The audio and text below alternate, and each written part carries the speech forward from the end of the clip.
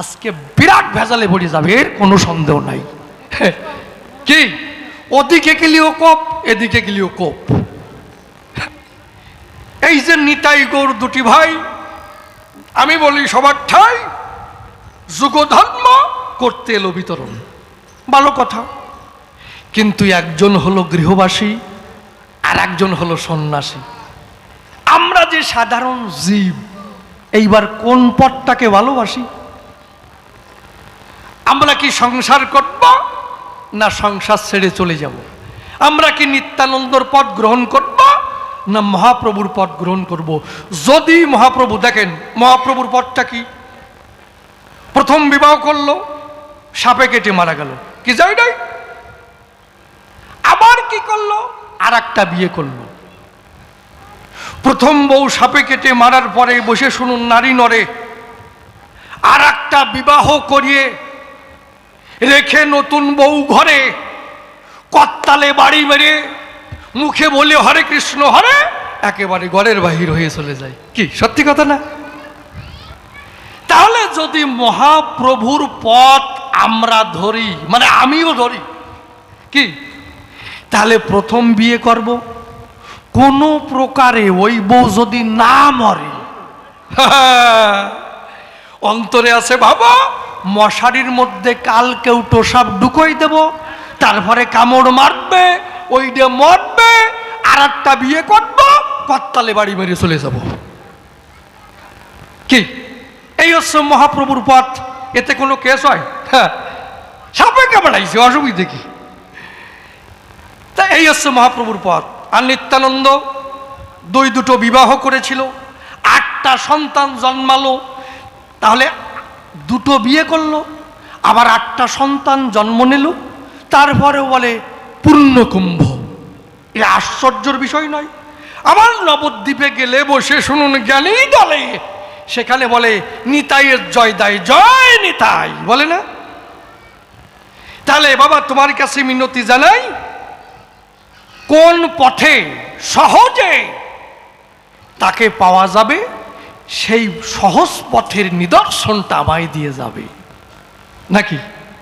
এই 2 পথের মধ্যে কোন পথ শ্রেষ্ঠ হয়, সেই তত্ত্ব জানিতে কুলাই নাই মোর পুঁজিতে, তোমার সাক্ষাতে প্রশ্ন করলে উত্থাপন, তুমি এসে সভা পাশে জবাব দেবে রসা ভাসে, শ্রোতাবর্গ অঙ্ক কষে কষে উহা করবে আকর্ণন।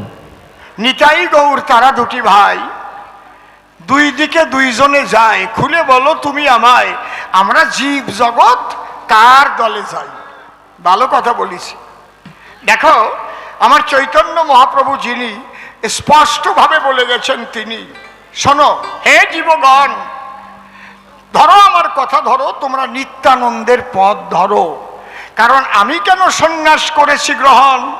মায়াবাদী সন্ন্যাসী যারা এই সনাতন ধর্মের ভক্তিবাদকে নষ্ট করে দিয়েছে, তারা ব্রহ্ম সত্য জগৎ মিথ্যা বলে সর্বদাই, এ কথা দরকার জানা।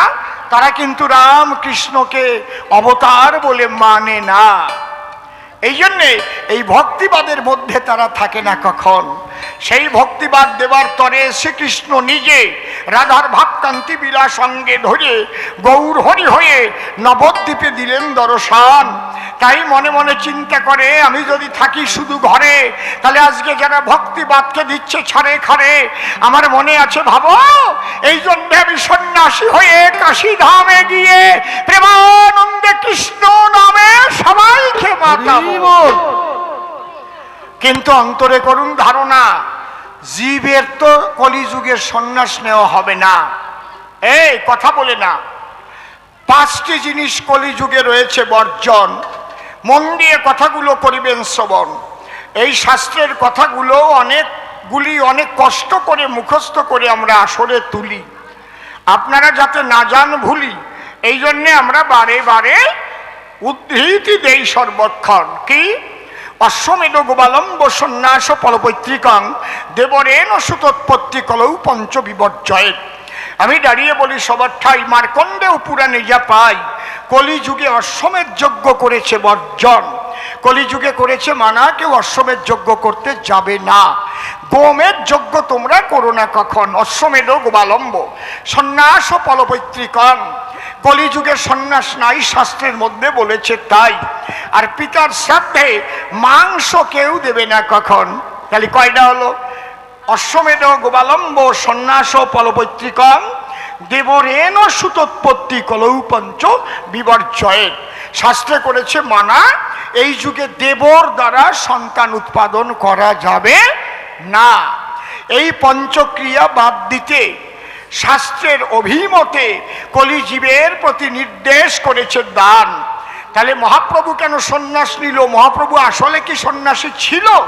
না না না, শোনেন জ্ঞানবান, ওই মায়াবাদী সন্ন্যাসী যারা সন্ন্যাসীর বেশ না হলে তার সঙ্গে আলোচনায় বসে না, তারা সংসারীকে ঘৃণা কিন্তু করে সর্বক্ষণ। বড় দুঃখের কথা যদি বলতে যাই, আপনারা কিন্তু কষ্ট পাবেন না কেউ, এইটুক আগে জানাই। কারণ বর্তমান আমার চৈতন্য মহাপ্রভুর মতবাদের মধ্যেও একদল করেছে, একদল আমরা করি দর্শন, তারা কিন্তু থাকে না সংসারে, আবার নারী নিয়ে তারা ঘোরে।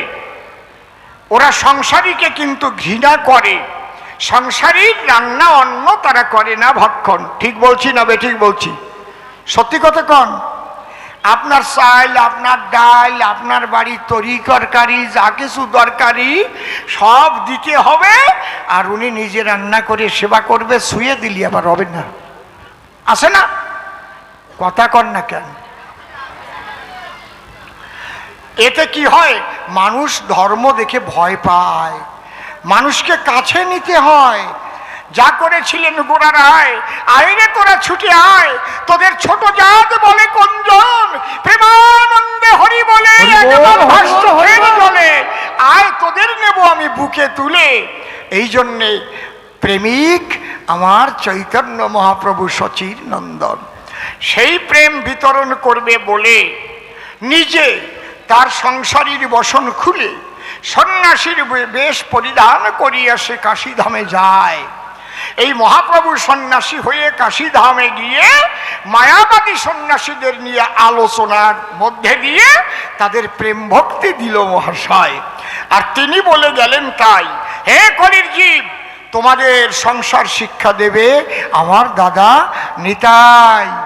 এই যে দাদা নিত্যানন্দ, নিতাইয়ের পথে তোমরা পাবে আনন্দ। স্ত্রী নিয়ে থাকবে তোমরা ঘরে, তবে তোমাদের করিমানা, তোমরা কামনা বশত পিতৃধন বেভিচারে নষ্ট করিবে না। বিন্দু দিয়ে যদি সেই বিন্দুর দ্বারাই সৃষ্টি রক্ষা হয়, মনে মনে ভাবেন তাই, তাতে ভজন নষ্ট হয় নাই। কিন্তু অকাতরে গিয়ে কাম কামনার ঘরে যদি কোনো জীব তার পিতৃধনকে নষ্ট করে, তার দ্বারা সাধন ভজন হবে না রে। তাই এই জন্যে নিত্যানন্দ সংসারে ছিল, তার 8টা সন্তান হলো, তবুও নিত্যানন্দকে পূর্ণ কুম্ভ ডেফিনেশন দেওয়া হয়েছিল। কেন? ওই 8 দিন ছাড়া তার কোনোদিন হয় নাই পিতৃধন খরণ। 8 বিন্দু পড়েছিল, তার দ্বারাই 8টা সন্তান হলো। নিতাই গৌর প্রেমানন্দ হরি হরি বল।